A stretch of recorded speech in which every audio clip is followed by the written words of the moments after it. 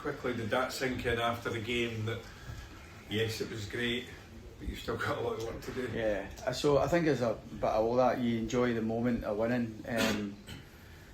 You know, I think you've got to take the good for it. You know, Tynecastle before the game, during the game and after the game is everything you want, but you still, the most important part is just getting the result. And you know, I thought the second half performance was really strong, and we get the 3 points, but it's momentary. You know, I mean, you get the feel good factor in the dressing room and on the pitch after the game, but as soon as you have your shower after the game, you just think it's just a bit muddle, and that's the way it is. You know, so it's just every game becomes vitally important, and the focus this week has been on that one now. But we take the good for the game, you know, and I think we remind the players about what we did well, what we didn't do so well, but you know, we just concentrate on Motherwell. So actually, just about before the game, because you came out the tunnel before the teams, I think came out to hear the atmosphere. I think you were just standing beside the dugout. What was that like? Was that a deliberate thing from you, just to take it all in? Yeah. Wee bit of superstition as well. A couple of times I've been out a bit earlier, and although we've won all our home game, most of our home games, but you know, I thought a bit of that really. The players were out in the tunnel, seemed to be waiting for a while. I think we were waiting on Rangers for a bit to come out, and then I thought it was well just going out and taking it all in. But again, you know, you want to enjoy that.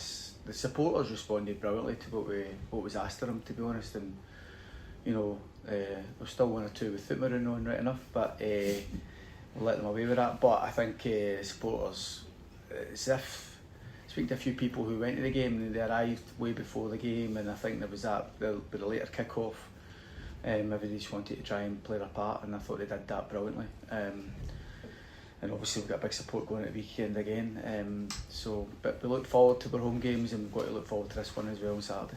In terms of the second half performance in particular, was that much closer to what you've been looking for? Maybe a little bit how they were at the start of the season, Derek, for 90 minutes in that time?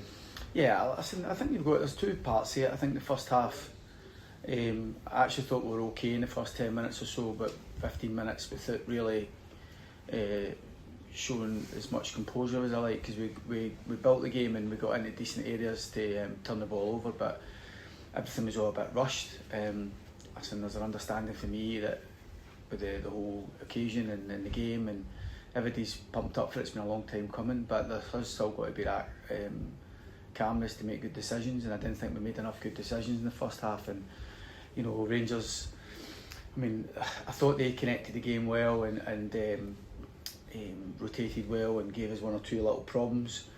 And so a combination of Rangers being really strong for 20-25 minutes, although they didn't really work with goalkeeper. We didn't really create too many chances, but as an away team, they came and tried to dilute what we tried to do, and half time came at a good time. But the second half was just a wee reminder, you know, went back to the same shape we started with, because I felt that was the shape to play against them, and we just took more responsibility. And you know, once you start to get your touches, and once you start to get a bit of pressure on the opponent, the game becomes so natural to all our players. The players were so strong in the performance second half, and far stronger than what Rangers were us in the first half. So we deservedly get our 3 points. You know, I think it was a big win for us, as you say, in the sense that we put in a lot of emphasis, particularly on our home games, regardless of who comes, about trying to get all 3 points.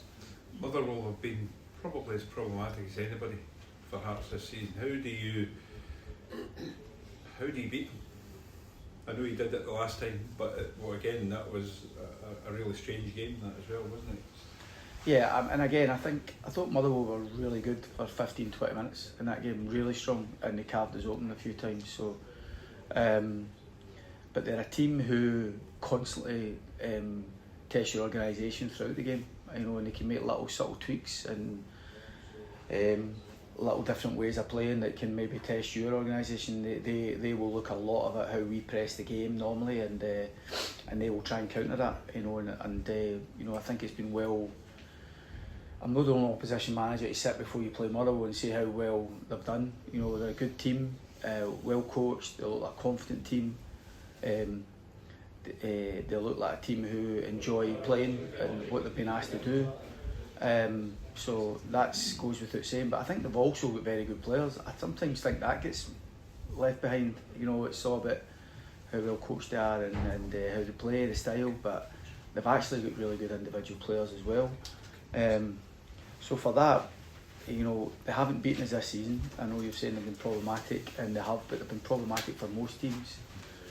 But we have to be honest, in all 3 games they could have beaten us in all 3 of them, but we've managed to do our job well enough for long enough in all the games to pick up points against them.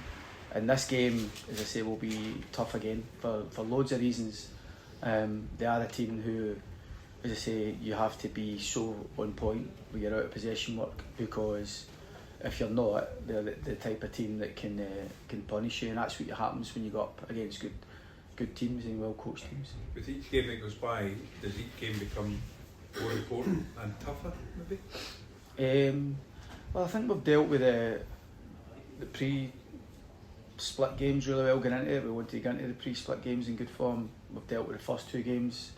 You know, I did say arguably the Hibs game away was our toughest game, and for obvious reasons, and we've managed to win that one. Obviously then we play Rangers and there's so much on that one, we win that one. So they're all tough, you know, and I think anybody who thinks otherwise hasn't been watching this season. The top 6 games, everything's got to play for. Motherwell so much to play for, Falkirk midweek still so much to play for, and then obviously Celtic loads to play for. So they're all important, but the most important one is this one. There would be a huge step though, would it not, if you get a win on Saturday towards the ultimate goal? Who knows how big it's a step. It's just 3 points, and you know, we can't get obsessed with all the different connotations and what happens there if we win that one and they win that one. That's not our thinking. No time for that. We've just got to concentrate.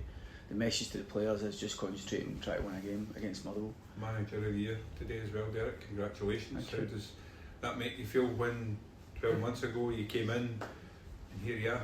Yeah. Two Manager of the Year awards now.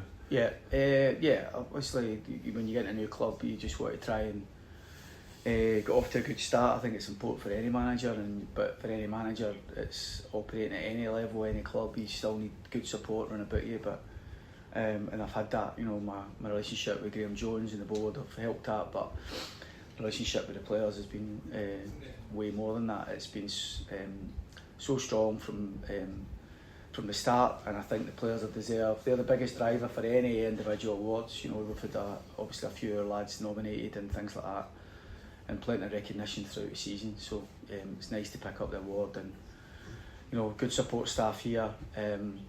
None more so than Paul and Alan, who are obviously vitally important to me, and so it's an award for everybody really. Finally for me, Craig Halkett's just about to come in. How strong has he been this season for you? I mean, even speak to one or two of the other players. One of them said to me on Monday, I think Halkett headed every ball that came into the box on Monday night. It's been fantastic, hasn't it? Yeah, I mean, he's got so many good attributes, Craig. He's a player that I'd always admired from out before we worked here, and but obviously getting to the chance to work together, I always felt that I could be a manager that would be good for him, and I always thought he was a player that I would love to work with. So he's got a big influence. I think we've got some real kind of cornerstones within the squad, both on the pitch and off the pitch, and he's certainly one of those. You know, it's like, you know, Lawrence was my most important signing, and he's my captain, and he gives so much, and he carries himself brilliantly. And I always feel with these types in the team and around the squad, particularly when they're on the pitch, things can be less problematic. You want your defenders to be good defenders, you want your strikers to know how to get to the goal, and Halkett for me gives us that at the back, and he's been a big contributor this season to what we've done. Teams come from behind a lot recently, get positive results, and I guess they could have been questioned in terms of where they've been in the league all year. How would you sum up the mentality of this group? I think anybody who actually questions the mentality now hasn't been watching us. You know, it goes without saying, regardless of how this season plays out, you don't at Hearts get to 76 points with 3 games to go if you've not got a good mentality, because there's pressures at this club that you need to deal with. There's an insistence on winning games here and an expectation. So the players have answered that up time and time again. positive results against both Rangers and Celtic, positive results in the derbies, strong at home. Can we go unbeaten at home and win our home games right to the end of the season? So all these things, mentality's never in question. What's the process for Harry Milne and Cammy Devlin getting back on the field? What are you looking for? And I guess kind of the sports science side as well. I want the physio to chat my door and say they're good to go, but we've not had that yet. But I think we're surely quietly getting there, and the game's still a couple of days away. So I'm hopeful of getting one, if not two. I said that last week, and I'm serious. I'm not being clever. I'm wanting both of them there, but obviously the medical team know the pressures that I'm trying to put on them to get them back. So both Cammy and Harry, if they can be out there, they'll be there. So hopefully we can see them on Saturday. Generally, how all-consuming is this whole scenario for you, Derek? Do you get a chance to switch off, or is it kind of an every moment of the day thing for you? How are you enjoying this, and how are you kind of like coping, I guess, with the amount of expectation and everything that's coming with this scenario? I think, as I said there to Brian at the start, you enjoy the moment. It's like the same as a player.